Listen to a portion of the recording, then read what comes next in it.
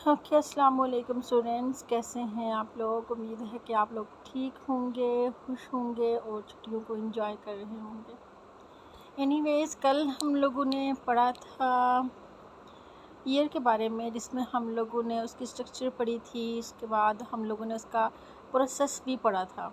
ठीक है, तो आज हम लोगों ने पढ़ना है कि एयर जो है वो कैसे मेंटेन करता है हमारे बॉडी के बैलेंस को। ठीक है, कि how air can maintain over body balance. आज का हमारा ये टॉपिक है। Semi circular canals and vestibule help to maintain the balance of body. अच्छा, जो हमारे सेमी सर्कुलर किनाल्स हैं, यानी कि जो आपको पहले से पता है कि सेमी सर्कुलर किनाल्स क्या थी, ये इनर एयर की नालियाँ थीं जो कि सेमी सर्कुलर होती हैं। जैसे कि आप यहाँ पे देख सकते हैं कि ये जो हैं ये सेमी सर्कुलर किनाल था। ठीक है, ये वाली सेमी सर्कुलर किनाल थी, ये सेमी सर्कुलर किनाल है, साथ में ये कॉकलिया है। ठीक है, तो ये क्या करती हैं, ये बॉडी बैलेंस में अहम किरदार अदा करती हैं। Semi circular canal contain sensory nerves which can detect any movement of head. ठीक है, काम क्या होता है कि इन्होंने डिटेक्ट करना होता है हमारे सर में कोई भी मूवमेंट हो रही है। ठीक है, उसके बाद जो वेस्टिब्यूल है can detect any change in the posture of body. जबकि जो वेस्टिब्यूल है इसका काम क्या होता है कि हमारी बॉडी के पोस्चर की चेंजेस को देखना। जैसे कि आपको पता है कि जब हम लोग गोल घूम रहे हैं, ठीक है, जब गोल घूम रहे होते हैं तो हमारी बॉडी की पोजीशन चेंज हो रही होती है, हमारे सर की पोजीशन चेंज हो रही होती है। ठीक है, तो बाहर से स्टिमुलस भी बार बार चेंज हो रहे होते हैं। इससे हमें क्या होता है, चक्कर आना स्टार्ट हो जाते हैं। The neuron coming from these two receptor reach cerebellum through the auditory nerve.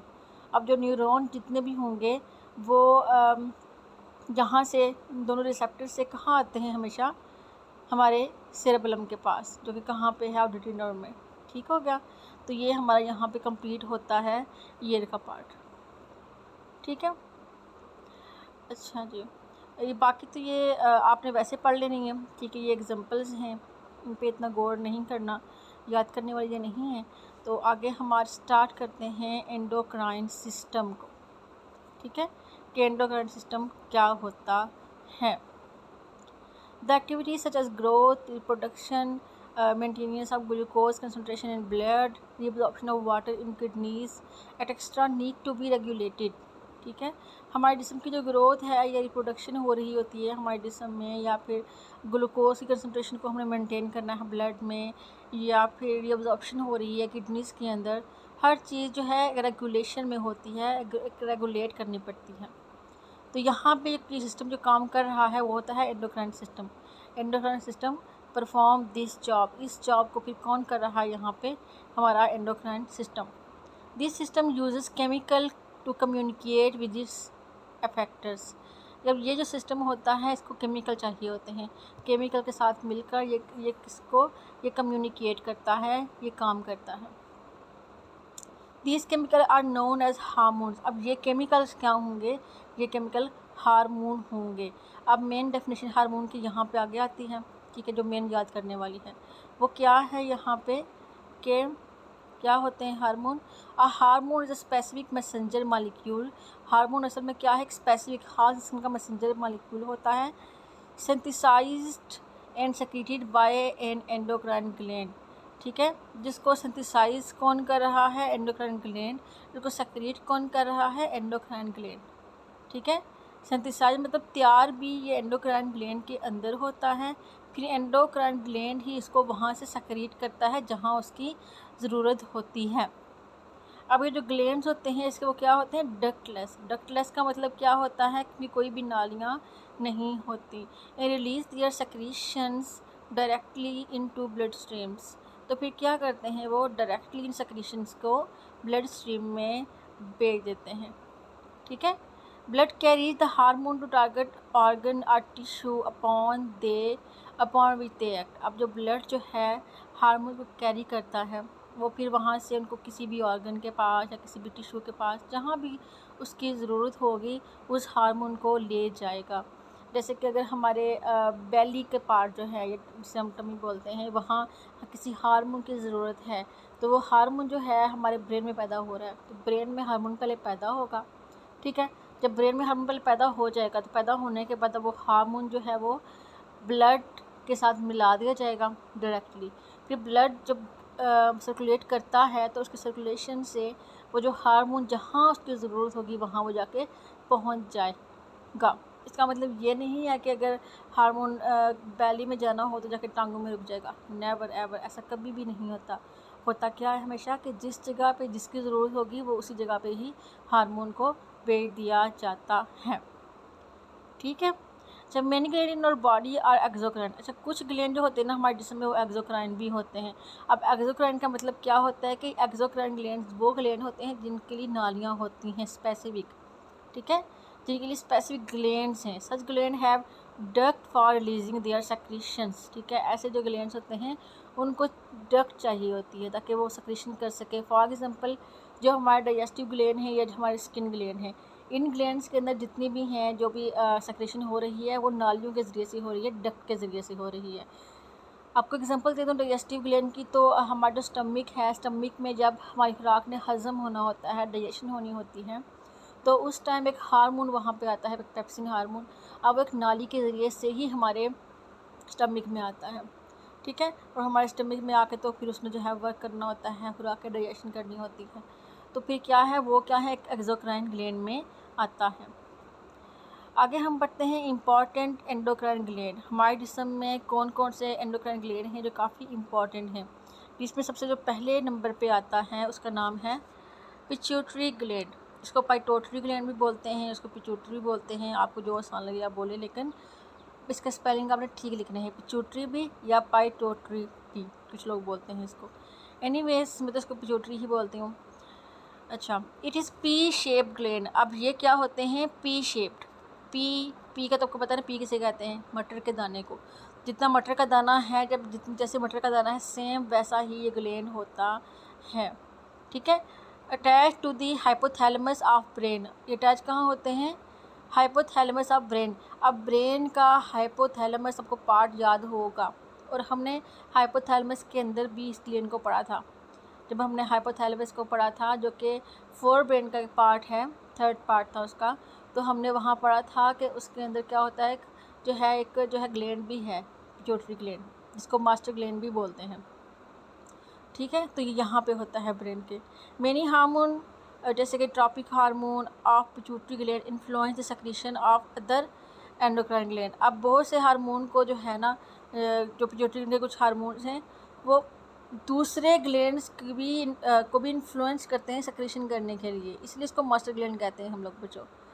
बात की समझ आइए आप लोगों को कि ये खुद तो एक ग्लैंड है ही, लेकिन सम टाइम ये ऐसा करता है कि जो बाकी ग्लैंड्स हैं उनको भी ये इन्फ्लुएंस करता है कि वो सक्रीट करें। जैसे कि अगर ये जो है ट्रॉपिकल हार्मोन, ठीक है, अगर ये कहीं से रिलीज़ होना हो, कोई और एंडोक्राइन ग्लैंड है हमारे जिस्म के अंदर, ठीक है, कोई भी ग्लैंड है, फॉर एग्जांपल हम कह सकते हैं कि थायराइड ग्लैंड हो गया या पैराथायराइड ग्लैंड हो गया, कोई भी ग्लैंड है, तब उसको स्टिमुलेट करना होता है। उसको स्टिमुलेट इसने करना है जाके कि तुम भी अपनी सेक्रीशंस को स्टार्ट करो, इन्फ्लुएंस करता है उसको, ठीक है।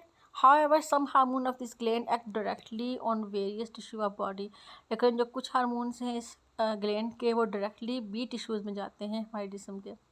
There are two lobes of pituitary gland. Pituitary gland के दो लोब्स होते हैं, एक का नाम है इंटीरियर लोब और एक का नाम क्या है, पोस्टीरियर लोब, ठीक है। दो ग्लैंड, दो ही इसके लोब्स होते हैं, इंटीरियर लोब और पोस्टीरियर लोब। पहले हम पढ़ते हैं इंटीरियर लोब को कि इंटीरियर लोब क्या होता है, ठीक है। अच्छा जी, इंटीरियर लोब क्या है, इट प्रोड्यूस मेनी हार्मोन। अब ये क्या करता है, बहुत सारे हार्मोन्स को पैदा करता है। क्या करता है, ये प्रोड्यूस मेनी हार्मोन, ये बहुत ज़्यादा हार्मोन को पैदा करता है, ठीक है। अच्छा जी, कौन सा हार्मोन पैदा करता है, one of important hormone is somatotropin, ठीक है, इसे हम कहते हैं ग्रोथ हार्मोन। इसका एक अहम हार्मोन कौन सा है, ग्रोथ हार्मोन भी है। वो क्या करता है जिसम में, बॉडी की ग्रोथ को प्रमोट करता है, ठीक है।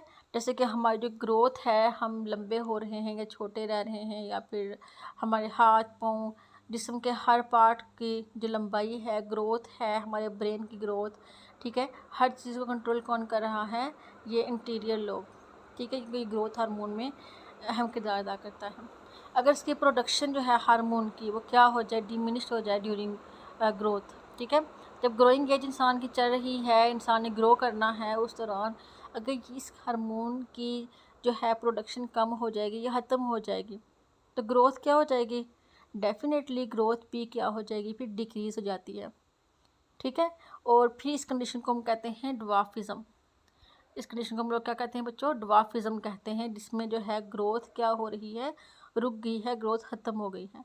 लेकिन अगर हम दूसरी तरफ देखें कि अगर इसी हार्मोन को एक्सेसिवली ग्रोइंग एज चल रही है किसी की, और ये क्या हो रहा है, हार्मोन बहुत तेज़ी से बहुत ज़्यादा एक्स्ट्रा पैदा हो गया है, तो अब ग्रोथ कैसी हो जाएगी, ग्रोथ ज़्यादा हो जाएगी, एक्सेस हो जाएगी। यानी कि कंडीशन ऐसी होगी कि हम लोग ओवर वेट हो जाएंगे, मतलब बहुत ज़्यादा वेट और बहुत ज़्यादा टाल, लंबे भी बहुत हो जाएंगे और वेट भी बहुत ज़्यादा हो जाएगा। और ऐसी कंडीशन को हम लोग फिर क्या बोलते हैं, जिजेंटिज़म। ठीक है। ये दोनों बहुत ही इंपॉर्टेंट टर्म्स हैं, जिजेंटिज्म भी और ड्वार्फिज्म भी।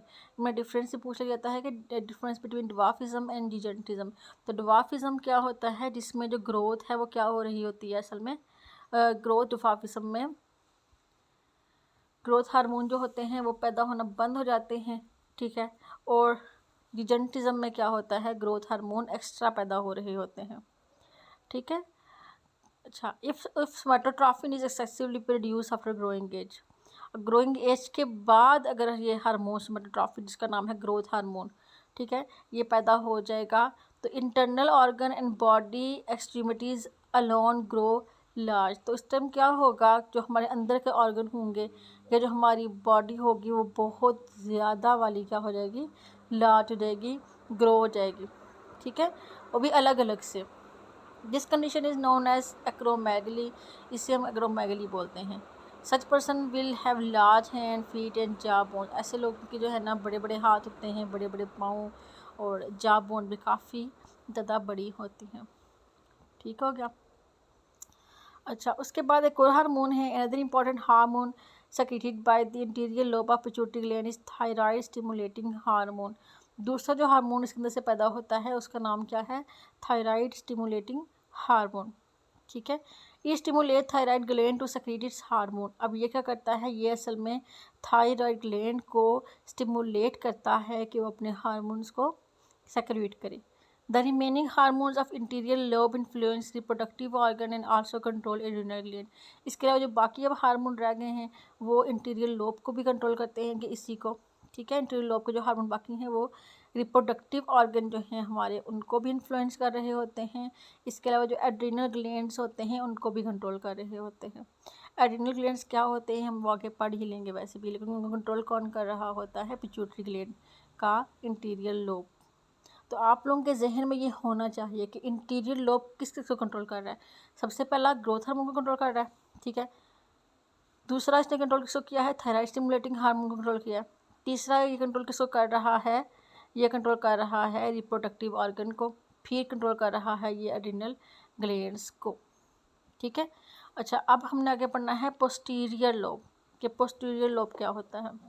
The posterior lobe of pituitary gland store and secrete two hormone like oxytocin and vasopressin। जो पोस्टीरियर लोब होगा वहाँ पे जो ग्लैंड्स हैं वो क्या करते हैं, स्टोर भी करते हैं और सक्रीट भी करते हैं। कितने हार्मोन, सिर्फ 2 ही हार्मोन को वो क्या कर रहे होते हैं, स्टोर भी और सक्रीट भी। ठीक है। वो कौन कौन से हैं, एक का नाम है जी ऑक्सीटॉक्सिन और एक का नाम क्या है जी, वैसोपेरेसिन। ठीक है। वैसोपेरेसिन का second name anti diuretic hormone भी है। These hormones are produce by hypothalamus the part of the brain. और ये हार्मोन इसमें पैदा कहाँ से हो रहे होते हैं, हाइपोथैलेमस से, जो कि आपको पता है कि फोर ब्रेन का जो थर्ड पार्ट था हाइपोथैलेमस, ठीक है, उसमें आता है ये। जो फोर ब्रेन का जो एक मतलब कि फर्स्ट पार्ट है ना, सेरेबेलम, ठीक है, जिसमें थैलेमस फिर आता है, फिर हाइपोथैलेमस आता है, तो ये हाइपोथैलेमस में से रिलीज़ होते हैं।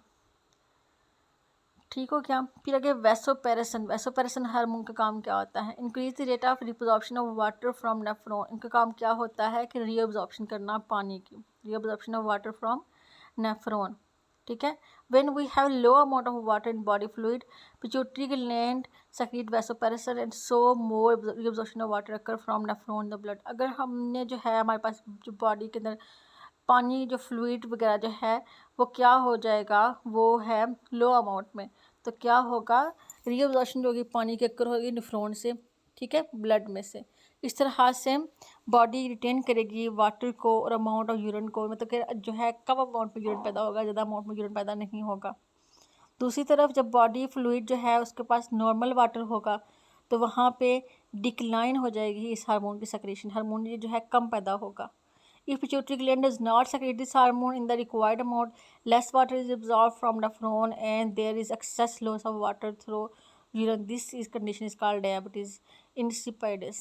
ठीक है, अब आपको आपके शायद बुक में ये डायबिटीज इंसिपाइडस के बारे में नहीं लिखा हुआ, ठीक है, ये पंजाब टेक्स्ट बुक है तो यहाँ पे इसके बारे में है। फिर आप मुझे वैसे बता दीजिएगा कि इसमें ये उसमें ये है या नहीं, क्योंकि एजेके की जो बुक्स हैं वो थोड़ी सी अभी ओल्ड हैं तो उनमें चीज़ें जो हैं कुछ हैं भी नहीं, तो आई डोंट थिंक सो कि उसमें ये लिखा है। तो अगर लिखा है तो ठीक है, नहीं लिखा तो फिर छोड़ दीजिएगा। बट आपको बता देती हूँ कि जब पिट्यूटरी ग्लैंड जो है वो हार्मोन को सेक्रेट नहीं करता तो क्या होगा, पानी भी कम रिअब्जॉर्ब होगा नेफ्रॉन में। जब पानी भी कम रिअब्जॉर्ब होगा तो इसके नतीजे में क्या होगा, पानी ज़्यादा से ज़्यादा हमारे यूरिन की सूरत में लॉस होगा हमारी बॉडी से, उसे हम डायबिटीज़ इंसिपाइडस कहते हैं। जैसे कि आपको पता ही है कि जितने भी लोग होते हैं जिनको जो शुगर के मरीज़ होते हैं उनको बार बार हाजत पेश आती है, उनको बार बार वाशरूम जाना पड़ता है।